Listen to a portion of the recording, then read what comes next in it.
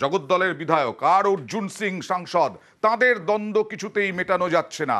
যেমন আজকেও সোমনাথ শ্যাম বলেছেন যে অর্জুন সিংকে যেন টিকিট না দেওয়া হয়, অর্থাৎ লোকসভা নির্বাচনে টিকিট যেন না দেওয়া হয়। অর্জুনকে খুনি বলে আক্রমণ আবার সোমনাথ শ্যামের। কথা বলবো প্রতিনিধি আবিরের সঙ্গে। আবির, এর আগেও বলেছিলেন সোমনাথ শ্যাম যে কি কটা কটা খুনের অভিযোগ রয়েছে অর্জুন সিং এর বিরুদ্ধে, সব ফাইল তিনি বের করে দেবেন, তিনি প্রকাশ করে দেবেন। সেই এবার খুনি বলে একেবারে আক্রমণ।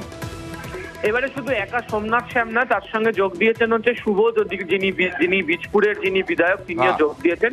দুই বিধায়কের তরফ থেকে আজকে একসঙ্গে বলে দেওয়া হয়েছে যে অর্জুন সিংকে যেন লোকসভাতে টিকিট না দেওয়া হয়। এবং তাদের বক্তব্য যে অর্জুন সিং খুনি পরিবারের সদস্য।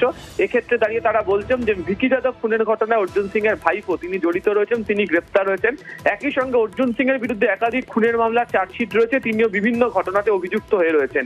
ফলে তারা দলের কাছে আবেদন করেছেন, নতুন করে তারা ফের আবেদন করবেন দলের শীর্ষ নেতৃত্বের কাছে যেন কোনোভাবেই অর্জুন সিংকে যেন লোকসভাতে টিকিট না দেওয়া হয়। এই কথা বলতে গিয়ে তারা উল্লেখ করেছেন সেটা হচ্ছে যে অর্জুন সিং তিনি দলে নতুন, তিনি দলের পুরনো কর্মী নন। কারণ হিসাবে তারা ব্যাখ্যা করতে গিয়ে বলছেন যে 2019 সালে লোকসভা নির্বাচনের আগে তিনি তো দল ছেড়ে চলে গিয়েছিলেন। 2021-এর দল তৃণমূল কংগ্রেস ভালো ফল করার পর তিনি আবার ফেরত এসেছেন। ফলে সংগঠনের বিষয়ে তিনি জানেন না, তৃণমূল কংগ্রেস কি লড়াই করেছে সে বিষয়ে তিনি জানেন না। তাই অর্জুন সিংকে যেন টিকিট না দেওয়া হয় সে বিষয়ে দুই বিধায়ক সোমনাথ শ্যাম এবং শুভদিকে তারা দুজনেই ফের আরো একবার সরব হলেন। দেখি সোমনাথ শ্যাম কি বললেন। আবার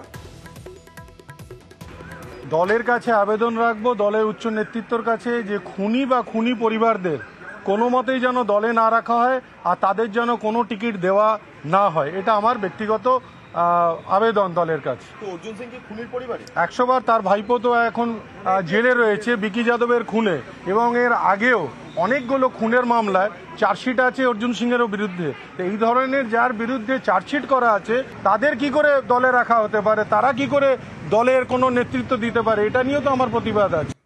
অর্জুন